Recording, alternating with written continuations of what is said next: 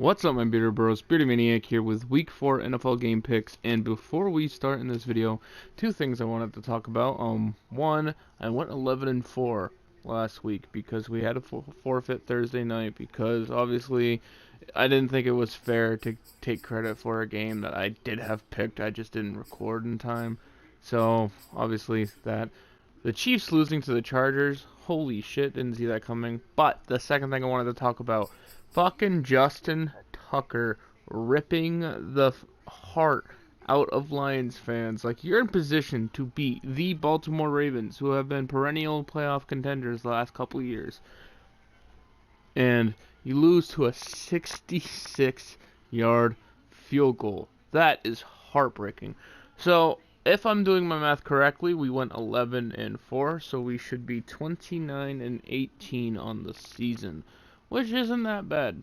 29-18, actually a lot better than how we started, because we started 8-8. We look at week 4. We start with Thursday Night Football, Jaguars at Bengals. Trevor Lawrence, the hot rookie commodity who has the most interceptions in the NFL, a little bit ahead of Zach Wilson, ironically both rookies. Versus Joe Burrow, the second-year phenom who's been struggling in his second year. This is a battle of James Robinson versus Joe Mixon. A battle of...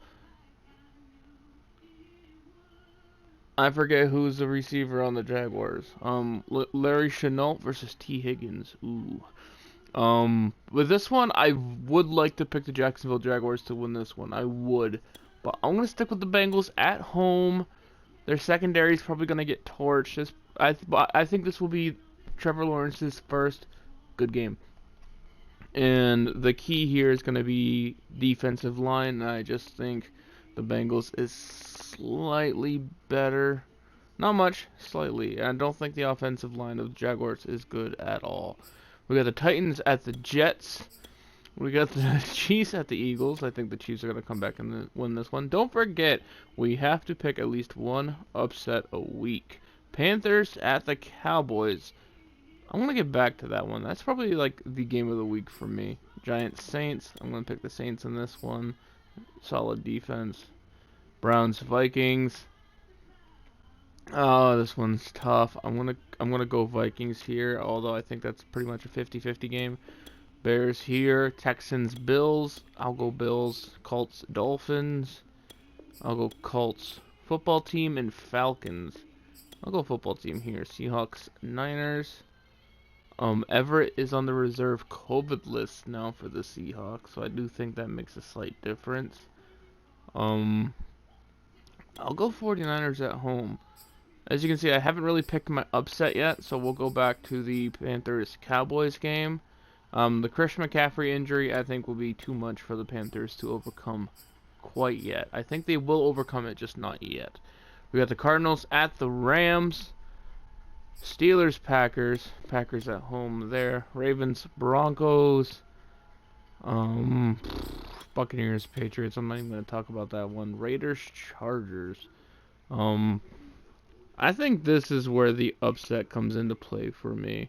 Because if you look at the schedule right now, the Raiders are...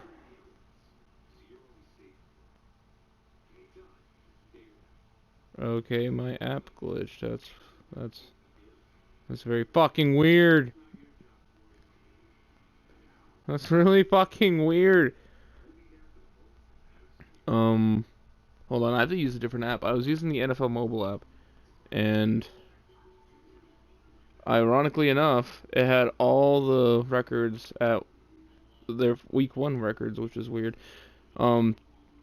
Chargers are actually favored here on ESPN, which is kind of weird. Denver is favored over Baltimore, and the Rams are favored over Cardinals. So I want to go bold. I'm going to say Kyler Murray is going to knock off the Rams. He's going to increase his pull in the MVP voting, I should say.